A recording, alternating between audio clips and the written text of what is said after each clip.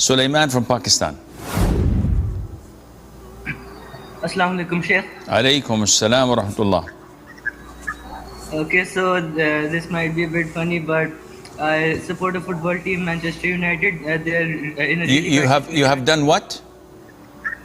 I support a football team, Manchester United. They play tonight. Can you please make dua for them to win?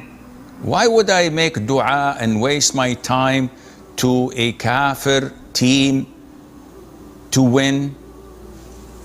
What is this, akhi? What do you expect people to do?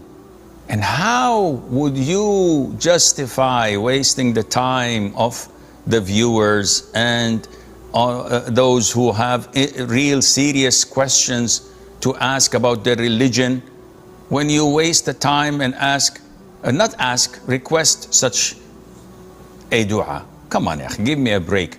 Do you think that this call would be beneficial for you on the day of judgment, on the pans of the scale where your good deeds and bad deeds are weighed?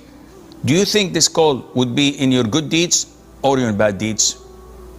It's very serious what we tend to neglect when we don't know the basics of our religion. We don't know Quran, we don't know Arabic, and we waste it over silly things that may come and end up to be a meme or something funny.